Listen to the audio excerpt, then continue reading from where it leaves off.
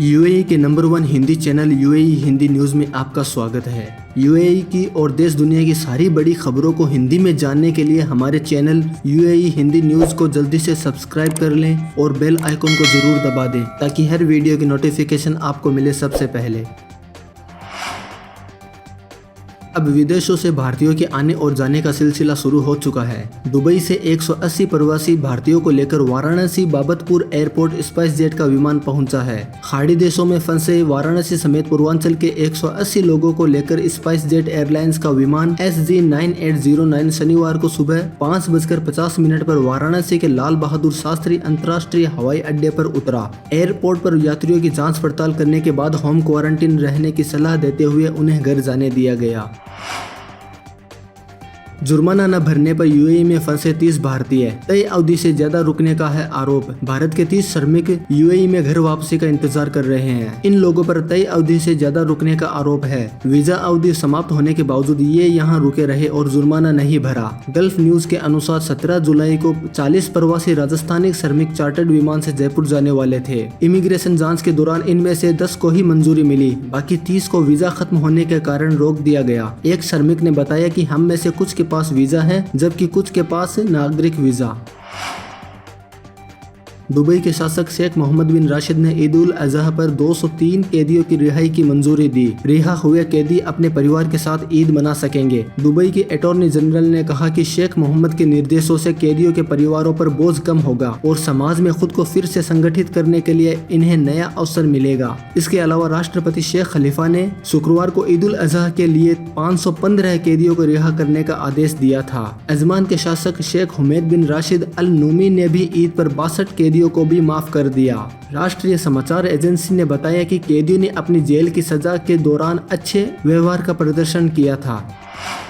भारतीय दंपति जनार्दन पटियारी और मिनिजा अबू धाबी शहर में अपने फ्लैट में मृत पाए गए हैं। केरल राज्य से आए हुए दंपति लगभग 18 वर्षों से अबू धाबी में ही रह रहे थे। 57 साल के जनार्दन पटियारी एक ट्रेवल एजेंसी में और 52 साल की मिनिजा एक चार्टर्ड अकाउंटेंट और ऑडिट फर्म में काम करती थी। पटियारी ने अपनी नौकरी खो दी थी और कुछ समय पहले अपनी कार बेच दी थी। दंपति का इकलौता बेटा अबू धाबी में स्कूल में पढ़ा था और अब इंडिया में ही रहता है।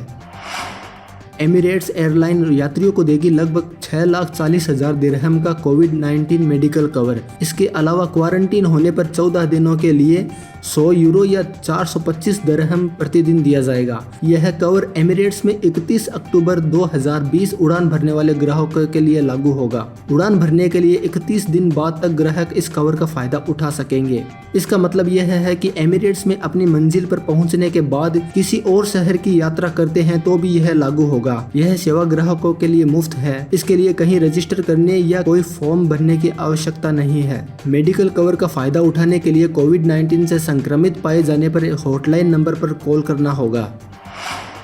15,000 यूएई ड्राइवरों पर पैदल यात्रियों को रास्ता न देने के लिए 500 दिरहम का जुर्माना लगाया। 1 जनवरी से इस साल जून के अंत तक पुलिस के यातायात निदेशालय ने बताया कि ड्राइवरों से संबंधित कुल 15,588 उल्लंघन हुए हैं, जो पैदल यात्रियों को रास्ता न देने और क्रॉसिंग के पास धीमा न करने के संबंधित थे। निदेशालय ने चेतावनी दी थी कि जो वाहन सड़क पार करने वालों को रास्ता देने में विफल रहते हैं उन पर 500 दिरहम और 6 ब्लैक पॉइंट का जुर्माना लगाया जाएगा। यूएई में इस महीने में तीसरी बार 24 घंटे में कोविड-19 से एक भी मौत नहीं हुई। स्वास्थ्य और रोकथाम मंत्रालय ने बताया कि शनिवार को 52,000 कोविड-19 टेस्ट किए गए, जिसमें से 1313 नए मामले सामने आए और 393 लोग रिकवर हुए। 6 अमीरात ने कोविड-19 के लिए निःशुल्क परीक्षण अभियान की घोषणा की है। इस तरह के अभियान ने अबू धाबी के कई क्षेत्रों में कोविड-19 संक्रमण को कम करने में मदद की है।